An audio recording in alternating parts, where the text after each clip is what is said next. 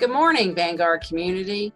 It is Monday, June the 1st, 2020. I'm Jennifer Methvin. I'm the Chancellor at Arkansas State University, Beebe, and this is Doing Things Differently and Learning Something New. I have two of our ASU-Beebe student leaders with us today, Mathew Sparks, who was our Student Government Association President, and Faith Degaro. Both of these students have been fantastic student leaders on our campus. Spent a great deal of the spring with us and spent a great deal of the spring with us in the dorm, helping us keep the students who were living in the dorms safe. So it's my pleasure to have them join us today. Faith, why don't you tell folks a little bit more about yourself? I'm Faith Degaro, like she already said. I graduated a business major, graduated with my associates of business and science. I was an RA and SGA secretary and trio secretary as well. It was great. Yeah, again, I'll emphasize one of our great student leaders. Matt, what about you? Hello everyone. I'm Matt Sparks, and I've been so involved in ASU-Beebe, I don't even know how I'm going to survive without it. It's been such a big part of my life. Recently, I've been vice president, now president, or was president. I'm very excited about the next year, right? And we've been student leader. I've helped lead in student groups and develop student leaders on our campus. And I've been an RA, and I've been involved everywhere. So it's been great. And you both graduated this spring. Yeah, we did. We're both graduates. Yeah. Participated in our virtual graduation. And Faith, you are headed to UCA. UCA, just continue to study business? Yes, ma'am. And Matt, you're headed to Fayetteville? Yes, heading to Fayetteville, and the plan right now is to study engineering. Very good. Well, I'm very proud of both of you, and it's an honor to have you here with me these last few days that we have access to you. So it is June the 1st. The date is important to me in this series because though we release the episodes a little bit later than we record them, this is research for me. We're trying to learn what we can from this current public health crisis so that we can better serve students and better serve our patrons moving forward. You might as well make the best of any bad situation. And so that's the idea behind the series. About 15 minutes, about 5 questions. When I have 2 guests, we cheat just a little bit and usually go just a little bit longer than 15 minutes. But I always start with this question with our guests. We've been in this public health crisis now since March. I've been saying that since March the 2nd, I feel like I've done nothing but COVID-19 24 hours a day, 7 days a week. But it certainly had a great impact on our spring semester. As a student, Faith, what was the most challenging part about this public health crisis for you? I would say the most challenging would be like not being around everyone. So I'm a very sociable person and outgoing. And so like having the interaction with people every single day, even if I didn't have classes, I was still on campus because I was a resident assistant. So having interactions with the residents and helping them, directing them where they might need to go and whatnot. It was really tough at first not being able to see people and as much, but yeah, well, that's a lot of students have reacted that way. Well, Mathew, add to that, what about being there in the dorms and trying to help keep our students safe? What was the most challenging part about that? Yeah, well, probably the most challenging part is about the students don't always understand why we're trying to keep them safe or why these procedures are put in place to keep them safe, right? Because all they see is, y'all are just suppressing us or y'all are keeping us from having guests over. This is not fair. We paid for this. Why are you doing this to us? And the thing is, that's probably the most challenging part, is to help people understand why we're trying to keep them safe and why we have to do these things to keep them safe, right? So, and that's been tough. So yeah. So Faith, describe to everybody, because there were about 40 students in the dorm and the RAs and our housing staff, and so not everybody got to see every day what I got to see. Describe to folks what students had to do to get their meals and Yeah, so we had our meals normally whatnot, but we had to go over to the cafeteria as usual, but be 6 feet apart, stand on our little lines, and which was actually good. Zach came up with this like little like game thing, I guess you can say. You like scan a QR code and you had to figure out like this puzzle. And a few students got interacted with that, which I think helped. Um, and so we just had to wait through the line 6 feet apart, social distancing with our masks on. Yeah. And carry your food back to your room, Yes. eat in solitude. Yeah. Um, a real change in what residence life normally is. Yeah. Well, Matt, what about student government? I know it was challenging to continue to get student government moving forward, to have elections for next year's student government, to keep folks, keep students active. Talk a little bit about the challenges and the processes in that. Yeah, it has been quite a unique challenge for sure. Uh, this whole online process, we were never really great at online to begin with, as far as student government here at BB. But those challenges have really developed the student government, I believe, and has created a new way for us to interact with students, which has been great. But yeah, some of those challenges, like you said, elections, though, that was very interesting indeed. We had to get online signatures, which is different. I've never seen that before, but we did that. We got it going, and actually it worked out really well. And we still had just as much participation in voting as last spring, which last spring was one of our record voting semesters. So it still was great. It still was great. We adapted well. And I thank all of my student leaders, just like Faith here, that worked alongside me to do that. But and then some of the other challenges was meeting online, right? Zoom meetings. Participation did go down. That was to be expected, but it's still we've always had a great strong group of leaders on this campus, especially in our student government, and they stuck with us. And our first online meeting ever, right, in the history of ASU-Beebe was successful in my opinion, and we still have done a lot of great things, and we still got our goals completed. So all in all, it was challenging, but I believe successful for our student government. So. Yeah, I will agree with that. Matt, do you think we learned anything that will make student government stronger and better as we move forward? Yes, I think that we have indeed, especially with all the online components, right? We've learned how important online really is now, and not only that, but how to better use it. We've developed, actually, if I can give a concrete example, we've now developed on SharePoint, which is what we use, what the institution actually uses. Like a shared drive. Yeah. Yeah, shared drive. We've actually now figured out how to use that along with the app. And I think in the future, this is going to be huge for student involvement, for students to know what's going on and to have access to what student government is up to. So yeah, I think we've learned a lot of great things out of this. So even when we move back to face-to-face meetings, those things can be a part of what we do. Oh, they will be a part of it. Zach's going to make sure. Bailey, I've talked to her. She's going to make sure.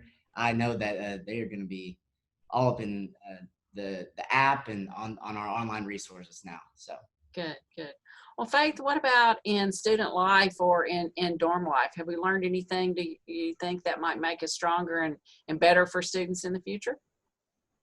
I think, I mean, this is for myself and the student life. I mean, everyone probably in the world right now, but like communicating, like we've learned how to communicate better, whether that's through emails or text messages and even face to face, 6 feet apart.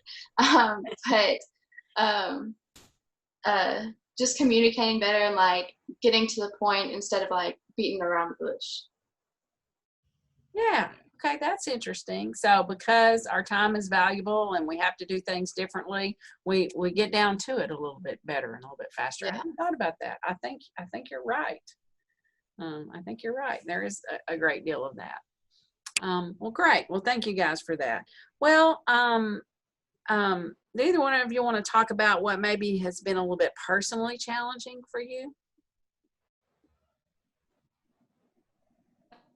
Yeah, sure. You want me to go ahead, Faith? Yeah, Or go ahead, Matt. Yeah. okay, go ahead. Yes, there has been quite a few personal challenges for me, especially moving all onto online, right?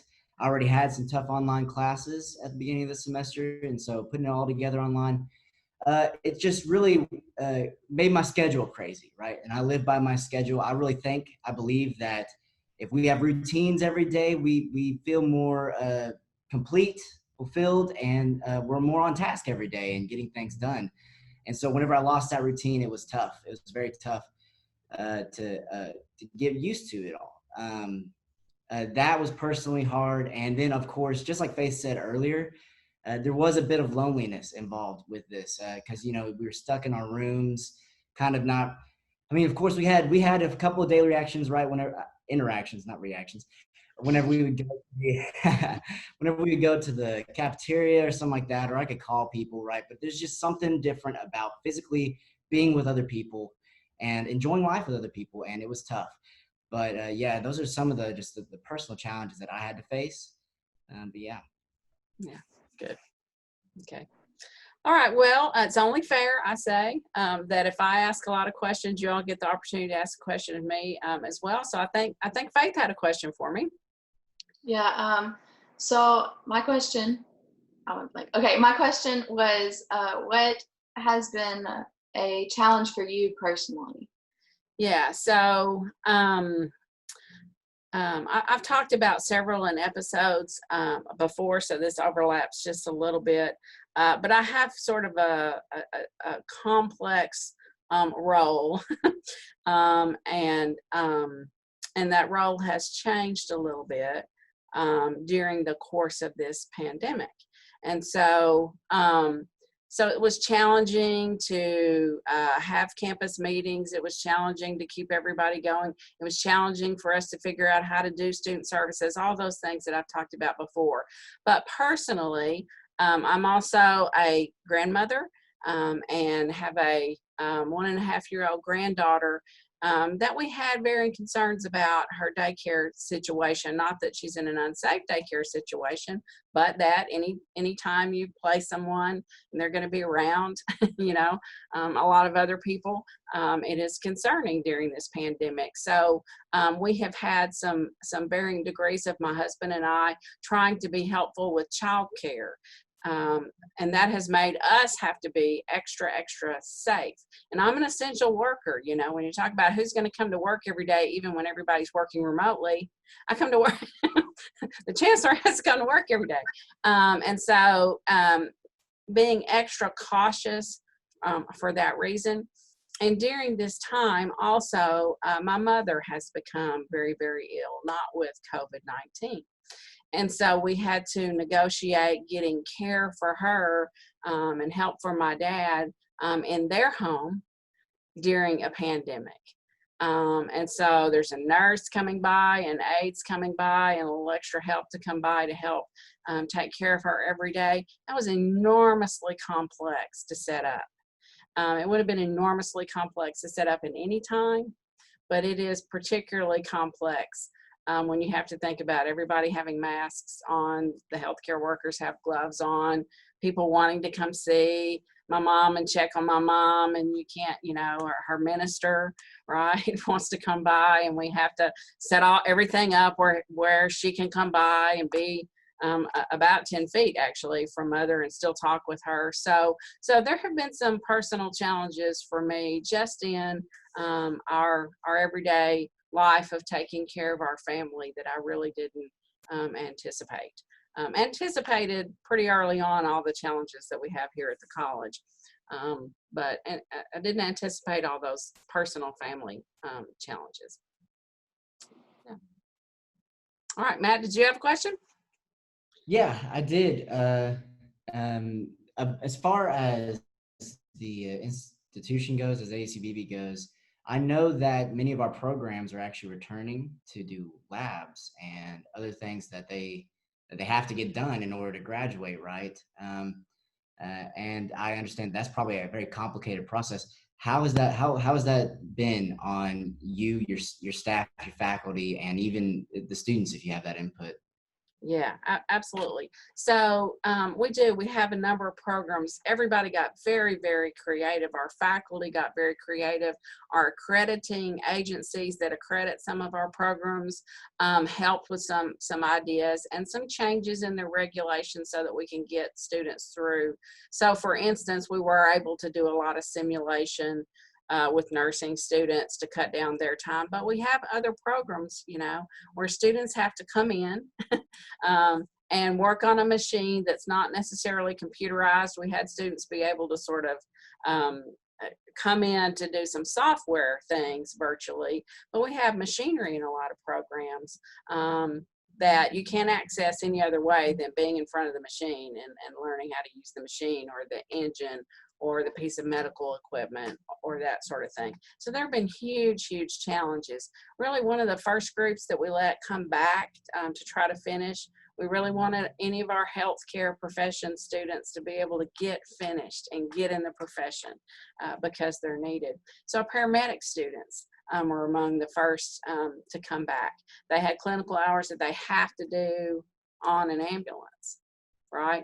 And so there's a tremendous amount of time writing that protocol, running that protocol by other healthcare professions, by the Department of Health, we have a pretty good expert on the Jonesboro campus on these things who's a faculty member, really getting a lot of input in these cases about how to bring them back. We're having to bring students back in small numbers. Right. And faculty have to be able to assess what they're doing from a distance, right? Lots of wipe downs, lots of, those sorts of things. So it's been an incredibly complex thing, but perhaps what makes it more complex is that every single program is different. And so you can't write a protocol. You have to write a protocol for every, every situation, every class. Yeah. So that's been challenging to us as well. Trying to figure out what is uniquely going to work for that particular program. So my hats off to all of our faculty, but in this case that you're talking about, Matt, particular our career education faculty and our health professions faculty, because they had to get pretty creative in how we're going to get our students finished, and they have. Yeah, good question. Good question. Well, guys, this has been a delightful conversation. I always like to end with this. It's a pandemic. It's a health crisis. It impacted your graduation. It impacted your final year, your final semester with us. But there always has to be a silver lining. That's why I'm doing this series, so we can figure out what we can learn so that we can do better in the future. So, Faith, what's the silver lining in all of this for you? Well, communication, again, that's just what I'm focused on right now too. But not even just with faculty and staff or students, but my family and friends. Sometimes I wouldn't communicate with them until we met up. But I've realized that I need to take that more personal, I guess, and not take it for granted and just keep that relationship growing, because it can die if you don't. Yeah, I agree. We're FaceTiming a whole lot more and that sort of thing. Maybe communicating as a family and among my friends more than we did before. Yes. When we could get in the car and go see one another. Yeah, good silver lining. Matt, what about you? Yeah, so mine's also kind of relational. I've learned a lot of things. But one of the most important things that I've learned, and what I'm most grateful about learning, is about priorities and about prioritization. Yeah, I have prioritized a lot of things, right, as far as work goes and all these other things. But I realized, kind of similar to how Faith put it, I need to really prioritize those in my life too. Those that I have real relationships with and interactions with, because after all of this, I mean, we've lost some of us have lost the work that we need to go do, or this other thing that we need to go do that we thought would define us. But really what truly defines us is the people around us that we have in our lives. And so since I wasn't necessarily prioritizing them, and now that I've learned that, and I went through this tough stage of learning that, man, I'm ready to really just give that time to my family, to my friends, and to not worry as much about what the future holds, but instead about going towards that future with them. So yeah, That's a pretty good silver lining. Yeah, yeah. that's a pretty good silver lining. Well, guys, thank you so much. You're ending your career with us, being these great student leaders that you have been all along. I want to say to you all and your fellow RAs, thank you, thank you.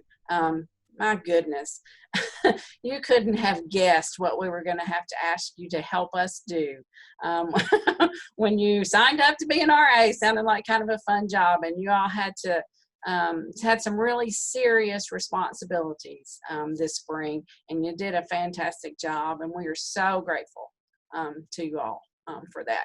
And I'm so proud of your leadership. We could do a whole nother series on the legacy you leave at student government and ASU-Beebe. So be very proud everything that you did, because we are very proud of you.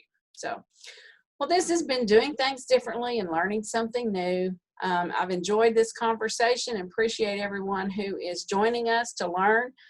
That's the idea of the series, so that we can all learn together and move forward in a more positive way. I'm excited about our next episode as well. I will have joining me Dr. Chuck Welch. He's the president of the Arkansas State University system and my boss, and he's had a particular role in this pandemic that spans beyond the ASU system, and I look forward to talking with him on our next episode about that role. So thank you for joining us. Thank you, guys. Thank you so much, Dr.